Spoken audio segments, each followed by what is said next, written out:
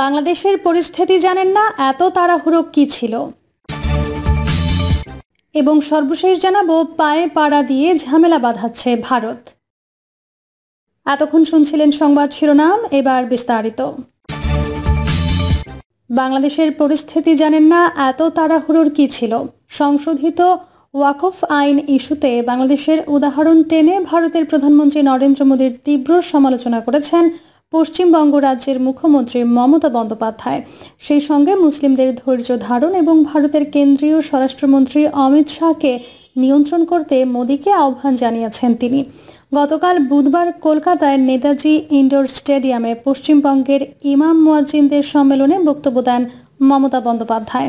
সেখানে প্রধানমন্ত্রী মোদীকে উদ্দেশ্য করে তিনি বলেন, বাংলাদেশের পরিস্থিতি জানেন না, এত তাড়াহুড়োর কি ছিল। পশ্চিমবঙ্গ বাংলাদেশের সীমান্ত লাগোয়া রাজ্য। আপনি ইউনূসের সঙ্গে বৈঠকে মিটিং করছেন, চুক্তি করেছেন, করুন, তাতে দেশের ভালো হলে আমার কিছু বলার নেই। গত 2 এপ্রিল গভীর রাতে ভারতের পার্লামেন্টের নিম্নকক্ষ লোকসভা এবং পরের দিন উচ্চকক্ষ রাজ্যসভায় পাশ হয় সংশোধিত ওয়াকফ বিল 2025। তারপর 5 এপ্রিল রাষ্ট্রপতি দ্রৌপদী মুর্মুর স্বাক্ষরের মধ্য দিয়ে আইনে পরিণত হয় সেই বিল এবং 8 এপ্রিল তা কার্যকর হয়। এদিকে আইন কার্যকর হওয়ার পরপরই ভারতের বিভিন্ন রাজ্যে বিক্ষোভ শুরু করেন মুসলিমরা এবং বিজেপি বিরোধী বিভিন্ন দলের নেতৃবৃন্দ।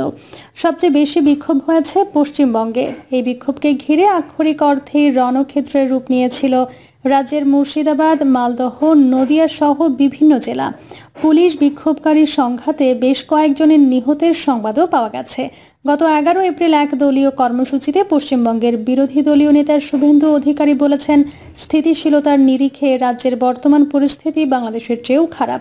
বাংলাদেশের পরিস্থিতি যে এবার বাংলাতেও প্রভাব ফেলেছে তা মানে না পশ্চিমবঙ্গের রাজ্য সরকারের ক্ষমতাসীন তৃণমূল কংগ্রেসের প্রথম সারির নেতারাও। আরজি কর আন্দোলনে যে বাংলাদেশের নাগরিক আন্দোলনের প্রভাব ছিল তাও মনে করেন তারা। সংশোধিত ওয়াকফ আইন নিয়ে যে অস্থিরতা তৈরি হয়েছে সেখানেও বাংলাদেশের পরিস্থিতির কথা টানলেন মমতা। শাহকে নিয়ন্ত্রণ করুন। ওয়াকফ আইন নিয়ে যে সহিংসতা ছড়িয়েছে রাজ্যে, তাতে ভুয়া খবরের ভূমিকা রয়েছে বলে মনে করেন মমতা।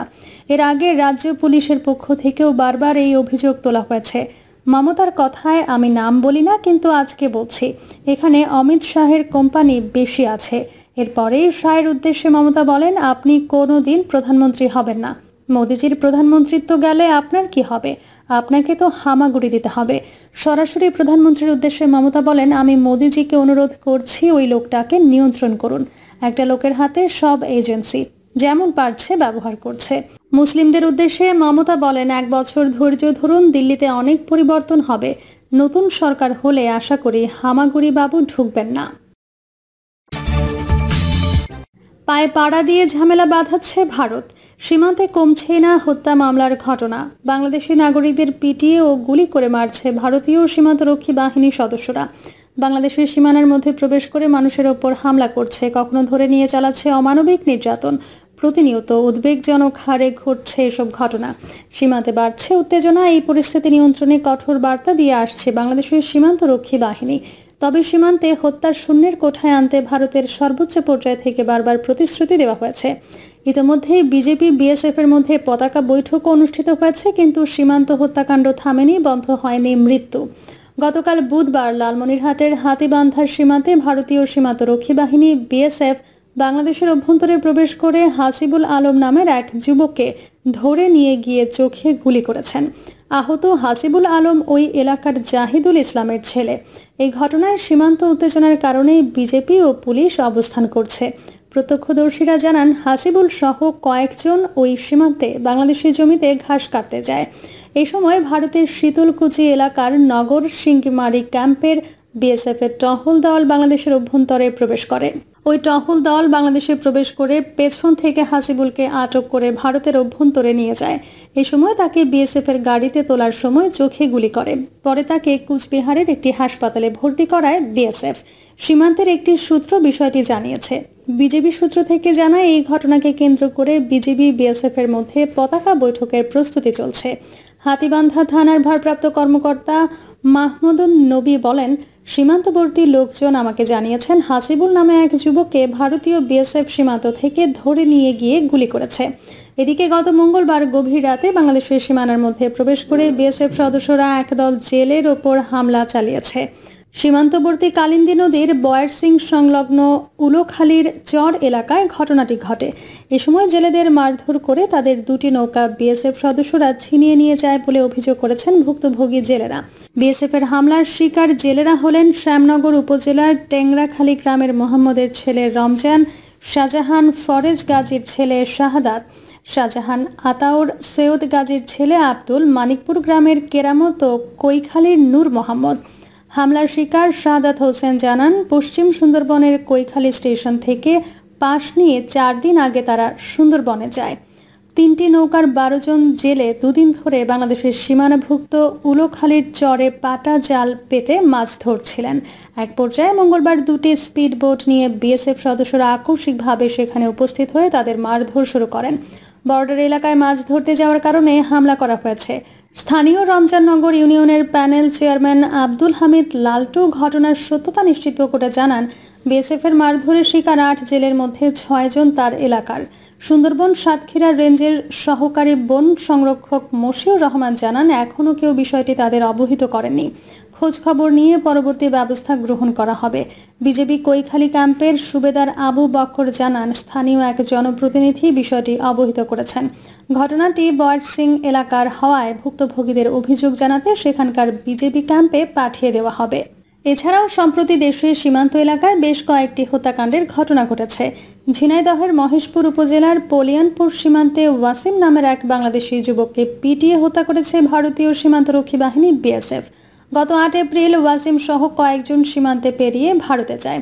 ভারত থেকে ফেরার সময় ভারতীয় সীমান্তরক্ষী বাহিনী তাদের ধাওয়া করলে অন্যরা পালিয়ে আসতে সক্ষম হলেও বিএসএফের হাতে ধরা পড়ে ওয়াসিম।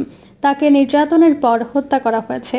এর আগে ব্রাহ্মণবাড়িয়ার বিজয়নগর সীমান্তে ভারতের সীমান্ত রক্ষাকারী বাহিনী বিএসএফের সদস্যদের পিটুনিতে এক যুবক নিহত হয়েছেন বলে তার পরিবার অভিযোগ করেছে। গত মঙ্গলবার রাত 10:30টার দিকে আহত অবস্থায় ওই যুবককে ব্রাহ্মণবাড়িয়া জেনারেল হাসপাতালের জরুরি বিভাগে নেওয়া হয়। সেখানকার কর্তব্যরত চিকিৎসক তাকে মৃত ঘোষণা করেন। নিহত মুরাদুল ইসলাম ওরফে মুন্না বিজয়নগর উপজেলার চম্পকনগর ইউনিয়নের সেজামোড়া সীমান্তের মৃত ফজলুর রহমানের ছেলে। গত 1 মার্চ ব্রাহ্মণবাড়িয়ার কসবা সীমান্তে বিএসএফের গুলিতে আলামিন নামের এক যুবক নিহত হয়। স্থানীয় কয়েকজন বাসিন্দা বলেন, গতকাল সন্ধ্যায় পুটিয়া সীমান্তে কয়েকজন বাংলাদেশিকে লক্ষ্য করে রাবার বুলেট ছোড়ে বিএসএফ। এতে আহত হন আলামিন। রাত 9টার দিকে চিকিৎসাধীন অবস্থায় তিনি মারা যান। স্থানীয় একাধিক বাসিন্দার দাবি, সীমান্তে এ জায়গায় গত বছরের 25 নভেম্বর 2 যুবক গুলিতে আহত এবং গত 22 এপ্রিল মেহেদি হাসান নামের একজন নিহত হন। এর আগে গত 10 এপ্রিল সুনামগঞ্জের দোয়ারা বাজারের মোকামছড়া সীমান্তের বিপরীতে ভারতের মেঘালয় রাজ্যের নথরাই পুঞ্জি এলাকায় সুপারি চুরি করতে গিয়ে খাসিয়ার গুলিতে কুটি মিয়া নামে এক বাংলাদেশি নিহত হয়েছেন। সম্প্রতি পঞ্চগড় সদর উপজেলার ভিতরগড় সীমান্তে বিএসএফের গুলিতে আলামিন নামে এক বাংলাদেশি যুবক নিহত হয়েছেন। মানবাধিকার সংগঠন আইন ও সালিশ কেন্দ্রের হিসেব অনুযায়ী 2024 সালে বিএসএফের হাতে মোট 30 জন বাংলাদেশি সীমান্তের নিহত হন। নিহতদের মধ্যে গুলি করে হত্যা করা হয়েছে 25 জনকে। একই প্রতিষ্ঠানের আরেকটি তথ্য বলছে 2023 সালে 31 বাংলাদেশিকে হত্যা করেছে বিএসএফ। এর মধ্যে 28 জনই গুলিতে নিহত হয়েছেন। পরিসংখ্যান অনুযায়ী 2009 থেকে 2024 সালের জুন পর্যন্ত বিএসএফের গুলিতে ওই নির্যাতনে অন্তত 607 জন বাংলাদেশের মৃত্যু হয়েছে। আর অধিকার নামে মানবাধিকার সংস্থাটির মতে 2009 থেকে 2024 সালের জুন পর্যন্ত বিএসএফ সদস্যদের হাতে অন্তত 582 বাংলাদেশি নিহত ও 761 জন আহত হয়েছেন। বিশ্লেষকরা বলছেন, সীমান্তে এ ধরনের হত্যাকাণ্ড বাস্তবতা ও মানবাধিকারের সুস্পষ্ট লঙ্ঘন। ফেলানি সহ বিভিন্ন হত্যাকাণ্ড বাংলাদেশিদের মধ্যে ক্ষোভের জন্ম দিয়েছে। বিএসএফের সাম্প্রতিক কার্যকলাপ এবং সীমান্তের নতুন পদক্ষেপের ফলে পরিস্থিতি আরও উত্তপ্ত হয়ে উঠেছে। শুধু সরকার একা নয়, রাজনৈতিক দলগুলো আলোচনার মাধ্যমে ভূমিকা পালন করতে পারে। ভারতকে এটা বোঝাতে হবে, শুধু আমাদেরই দরকার হয় না, তাদেরও আমাদের দরকার। বাংলাদেশ ভারত সীমান্তে হত্যার শূন্যের কোঠায় আনতে ভারতের সর্বোচ্চ পর্যায় থেকে বারবার প্রতিশ্রুতি দেওয়া হয়েছে, কিন্তু বন্ধ হয়নি সীমান্ত হত্যা। সীমান্তে মরণাস্ত্র বন্ধ করারও প্রতিশ্রুতি আছে, কিন্তু বন্ধ হচ্ছে না। সীমান্তে যত বাংলাদেশি নাগরিক বিএসএফের হাতে নিহত হয় তার 90 ভাগই গুলিতে নিহত হয়। সাবেক রাষ্ট্রদূত মেজর জেনারেল মোহাম্মদ শহীদুল হক বলেন, আসলে সীমান্তে ভারত যা করছে তা নতুন নয়।